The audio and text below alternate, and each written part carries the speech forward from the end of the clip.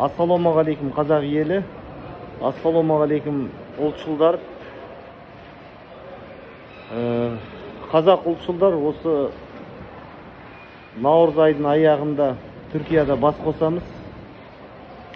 Маған өте көп жастар хабарласып жатыр, жеке менімен кездескісі келеді. Мынау өкінішке орай билік, ресейшіл билік бізге ұлтшылдар партиясын тіркеуге мүмкіншілік берген жоқ. Бәрін түрмеге қамады, қалғандарымыз шетелге кетуге мәжбүр болдық.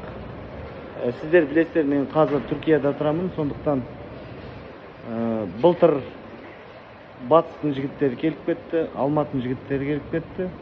Енді көктемде бәріміз бас қосып, бүкіл региондардан батыс, солтүстік, оңтүстік, шығыс, мысалы Алматыдан бір 4-5 делегат келсе, Павлодардан бір делегат, Петропавлдан бір делегат, бәріміз. Енді білеміз ғой, мынау қазір Қазақстанда сайлау деген цирк болып жатыр. Енді мынау көбісі сынбай, мынау циркқа сенбей, мынау қазір сайлауға қатысып жатқан типі ұлтшылдар Ринат Заитов, Арман Шораев, Абзал Құспан, Мұхтар Тайжан,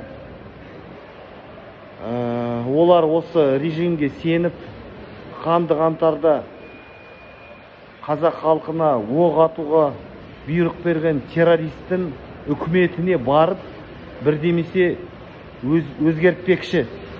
Біз ондай циркқа сенбейміз, сондықтан мен жекеме хабарласыңдар. Мен байланыс телефоным +380 680 25 27 25. Және ең маңызды нәрсе, бізді Түркияның осы парламенттегі саяси партиясы қабылдайды, қарсы алады.